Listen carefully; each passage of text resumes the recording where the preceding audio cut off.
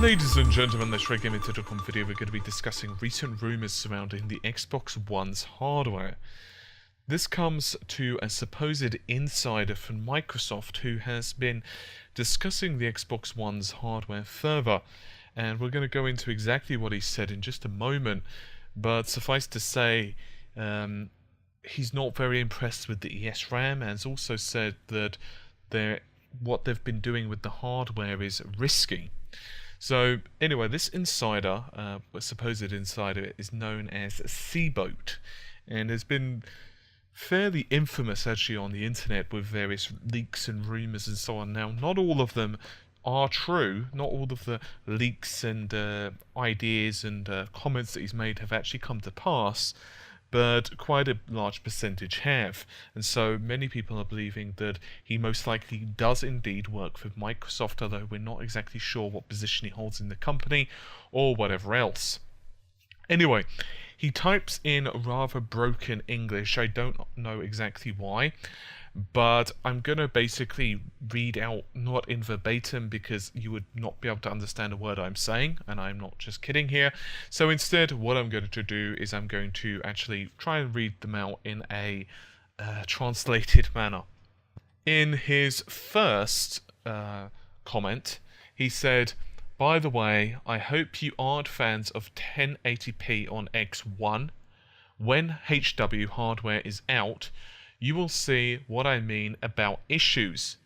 Upclocks 2, risk everywhere, this place is nuts, 2014 was a better plan."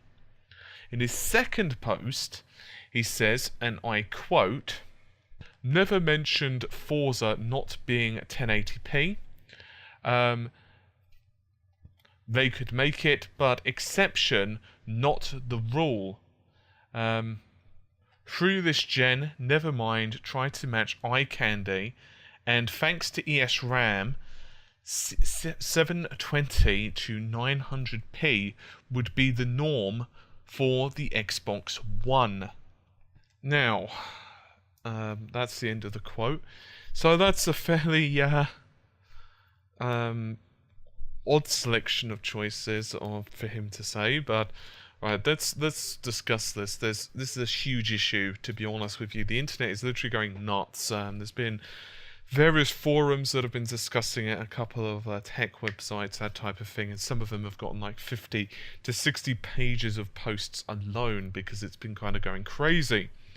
So obviously the Upclocks are discussing the fact that, of course, Microsoft have raised not only CPU clock speeds from 1.6 GHz to 1.75, but also the Xbox One's GPU speed from 800 to 853. So that was somewhat of a concern by some people to begin with, because people said, well, you know, what's going on? Were they initially planning on it? Were they really tweaking it? Microsoft, the engineers, one of them by the name of Andrew Goosen in interviews has said, well, they just happened to find that they actually did have headroom in the hardware, and they basically fine-tuned the parts after the final silicon was created, and they found that indeed they had a decent amount of headroom, about 6.7 and 10% respectively. But if this comment's true, in reality, then the upclocks are somewhat risky for Microsoft to do. In other words, they could be risking overheating. Now, I do grant you that the posts are somewhat, let's go with hard to read. That's deliberate and purposeful by the poster, of course, and one of the theories with the Xbox One was it was originally intended to be released in 2014 at some point in the timeline, perhaps, you know, maybe March time or so. In other words, 3 to 4 months, maybe a little bit more later on. So they had a bit more time to work on the hardware. However, the theory is, and I'm not saying it's true. I'm not saying that I believe it or anything like that.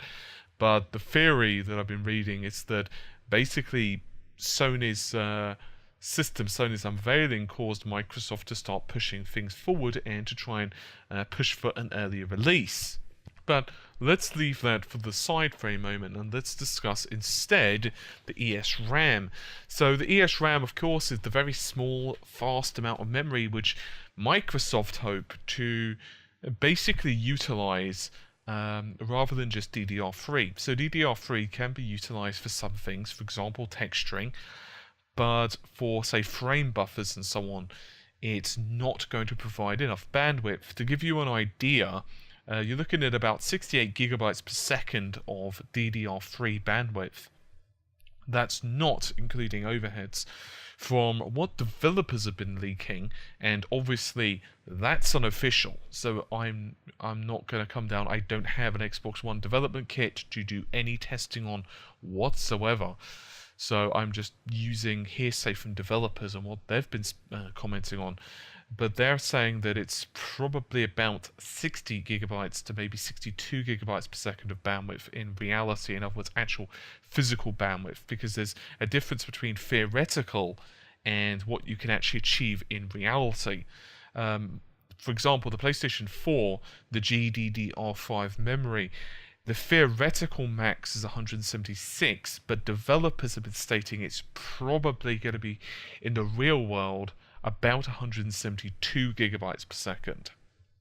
And the basic theory at the moment with the ESRAM, and obviously this is extremely early, I would like to point out that not only are developers being somewhat tight-lipped, a lot of developers anyway, some are being fairly open about it, but also the programming techniques right now kind of suck. In other words, they're still trying to get used to how the hardware works, and also things such as APIs, debugging software and so on is nowhere near as final as it should and will eventually be.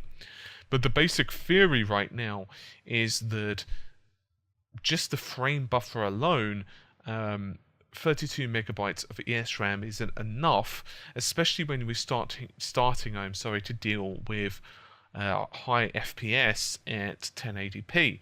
The basic theory is that, quite simply put, the ESRAM just won't have enough memory in it to be able to keep up, and I'm not exactly sure. So basically, the question is, does the ESRAM have enough memory?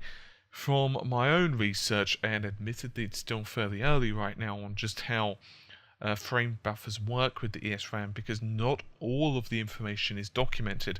AMD themselves have said quite bluntly that you're never going to know some of the stuff that's actually been done in terms of the custom design. Is that simple. They're never going to unveil all of the modifications. They're never going to unveil exactly how every single thing works, simply because, well, yeah, they just don't want to, because some of it's like trade secrets and so on. So, but at the moment, it does appear like the 32 megabytes of RAM is just not going to be sufficient, at least to make things easy for developers. Furthermore, as kind of like insult to injury, you've obviously got a huge deficit when it comes to shading power. Shader power, I'm sorry. For example, the Xbox One usable is about 1.18 teraflops of computing power.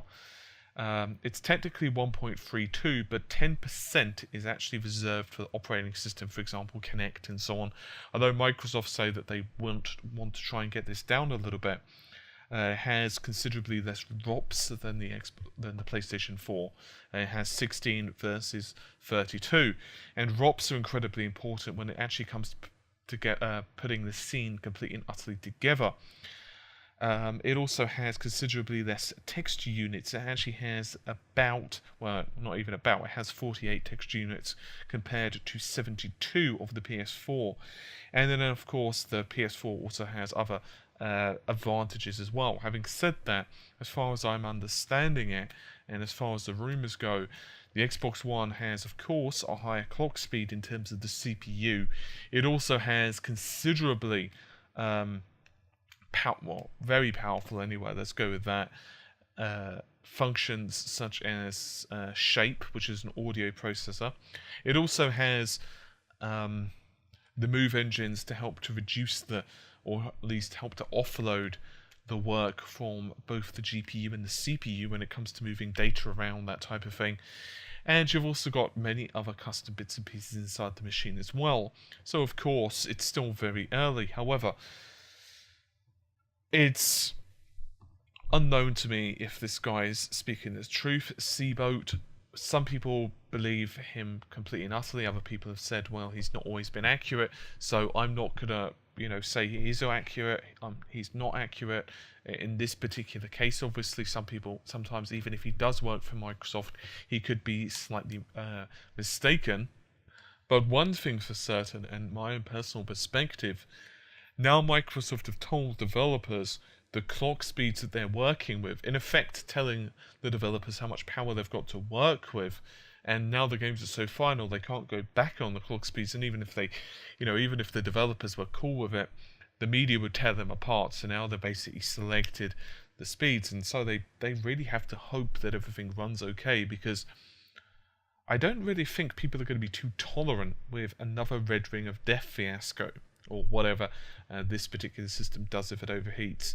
People are already getting a bit antsy because there was the whole rumours of the PS4 having issues with the red line of death. I've got another video on that going into exactly how that works, but I don't really think Sony are going to have huge problems with that. But the Xbox One is looking to be incredibly complicated.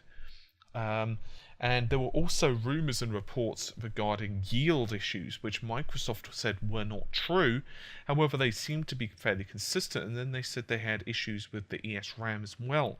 Apparently, this was down to the way the ESRAM was integrated into the APU.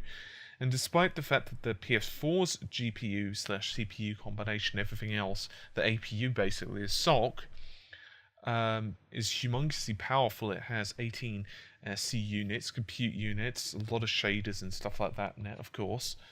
The Xbox One's SOC is actually considerably more complicated because of the addition of the ESRAM and the hardware move engines. And of course, the reason they had to utilize all of those was because of the DDR3. The move engines, of course, the primary job for them is to offload the CPU and the GPU, but it's also to help move data from the ESRAM to the main system memory. In other words, it's DDR3. So, as I said, I would like to just reiterate it, and I've said it several times, but this stuff is not confirmed. I'm just reporting it because, well, I like to report any tech rumors and stuff like that, as you guys are aware. I am, of course, still doing an analysis regarding the Xbox One's developers, that the guys who actually put the system together, the architects. I'm still doing an analysis of that, so that will be up this weekend, the rest of that. Things have been a bit delayed for me because I'm actually moving servers at the moment. You guys might remember I've been talking about doing that for a while, but I had a couple of issues with the website just yesterday, so I was like, you know what, forget it. I'm just going to basically bite the bullet and begin. So, yeah, anyway, as I said, I'm not reporting that this is true. I'm reporting that a lot of people believe the guy because he has a history of being true, but then, of course, sometimes he's also been wrong as well. So you guys can kind of take your pick on this one. Anyway, hopefully you've enjoyed the video. Anyway, it's at least food for thought, I suppose. I'll see you soon. Take care. Bye for now.